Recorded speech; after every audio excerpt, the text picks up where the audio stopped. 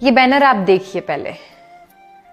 अभी हाल ही में ही केरला के कैपिटल तिरुवनंतपुरम में म्युनिसिपैलिटी के चुनाव के दौरान जब बीजेपी जीत जाती है, उस दौरान ये बैनर वहां लगाया जाता है। और आपको सुनकर आश्चर्य होगा कि इस बैनर में जो लोग हैं वो लोग नहीं है या कार्यकर्ता नहीं है जिनके द्वारा चुनाव जीता गया है या जिताया गया है। ये वो लोग हैं जिन्होंने अपने प्राण त्यागे हैं पिछले 45 वर्ष में कम्युनिस्ट या एलडीएफ की सरकार रहते हुए।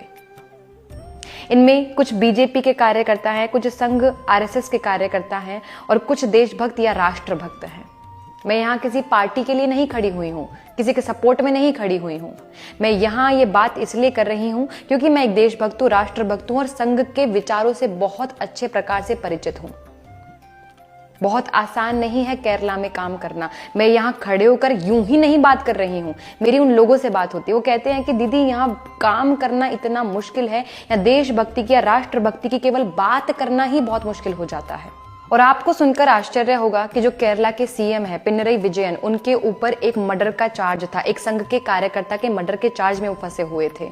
और उससे भी शॉकिंग बात यह है कि जो उनका विधानसभा क्षेत्र है कन्नौर, वहां जो संघ का कार्यालय है, वहां भारत माता की, गुरुजी की और डॉक्टर साहब की फोटो के अलावा और भी कई लोगों की फोटो है। 100 से अधिक लोगों की फोटो वहां लगी हुई हैं। और वो फोटो उन लोगों की है जिनकी वहां हत्या हुई है, मर्डर हुआ है जिनका वहां। बहुत मुश्किल है वहां काम करना। और मुझे लगता है कि जो ये कमल खिला है वहां, ये कोई कीचड़ का कमल नहीं है, ये ऐसे देशभक्तों के रक्त से कमल खिला हुआ है।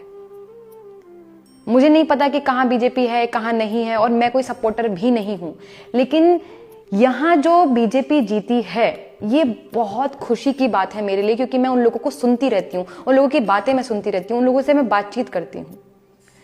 तो केवल मेरी बात पर मत ध्यान दीजिए। आपको भी जो लगता है, जब हम कहते हैं कि Kerala is equals to 100% literacy, तो कैसी लिटरेसी, उसको पढ़िए, जानिए, समझिए। नमस्ते, जय श्री राम।